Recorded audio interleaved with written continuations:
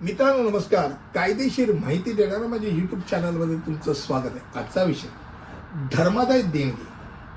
आता नुसती देणगी नाही, त्यात मी ॲडिशनल वाक्य लिहिलंय, शब्द लिहिलाय तो धर्मादाय देणगी. जेव्हा आपण धर्मादाय देणगीबद्दल बोलतो तेव्हा ते मुळात पैसे, वस्तू किंवा वेळेच्या देणगीबद्दल असते, की एखाद्या नफा ना तोटा अशा संस्थेला तिच्या उद्दिष्टांच्या साध्य करण्यासाठी कोणत्याही बदल्याच्या अपेक्षेत न करता दिलेली असते. मी हे दिलं तर मला त्याच्याबद्दल हे पाहिजे, ह्याला देणगी म्हणतच नाही.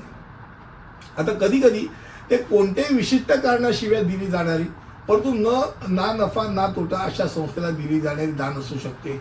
धर्मादाय देणगी म्हणजे गरजूंना मदत करण्यासाठी, त्यांचं शिक्षण असेल, क्रीडा असेल, विज्ञान असेल, संस्कृती असेल किंवा कला असेल, यासारख्या कारणांना पाठिंबा देण्यासाठी किंवा मानवतावादी मदत देण्यासाठी दिलेले योगदान असतं. आता धर्मादाय देणगी बहुधा ट्रस्ट आणि मदत निधीसारख्या विशिष्ट प्रकारच्या संस्थांना दिली जाते आणि ती कर सवलती योग्य असू शकते.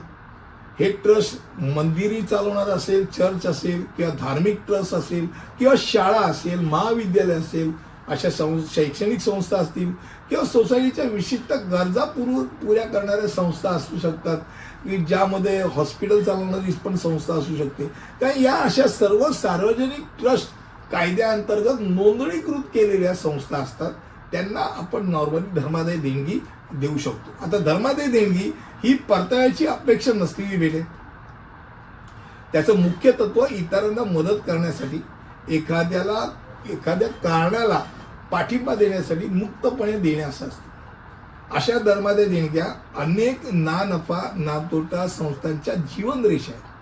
ही भेट अशा संस्थेला दिली जाते जी गरिबांना मदत करणे, शिक्षण प्रदान करणे किंवा मानवतावादी मदत देणे यासारख्या विशिष्ट उद्दिष्टांसाठी काम करत असते. या अशा अनेक संस्था अशा देणग्यांच्या जीवावर जगत असतात. बऱ्याच वेळा हे सरकारी अनुदानाशिवाय जगत असतात. आता धर्मादाय देणग्या अनेक स्वरूपात असू शकतात. बऱ्याच वेळा देणग्या आर्थिक असतात, जे आपण त्याचे पावते व्यवस्थित फाळून ते मोजमाप केलं जातं. पण बऱ्याच वेळा असंही होतं की अन्नदान केलं जातं, वस्त्रदान केलं जातं किंवा वाहने किंवा सेवा किंवा वेळेच्या स्वरूपात सुद्धा दान करणारी माणसं असतात, त्याला आपण स्वयंसेवा म्हणतो.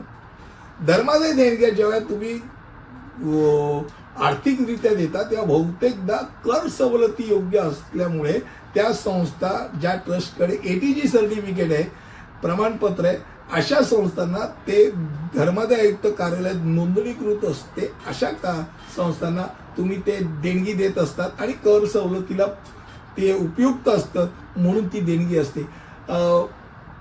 त्यामुळेच बऱ्याच वेळा ATG सर्टिफिकेटचं किंमत असते. धर्मादाय संस्थांना नॉर्मली 3 वर्षाच्या वर गेल्यानंतर ते ATG सर्टिफिकेट घेतातच.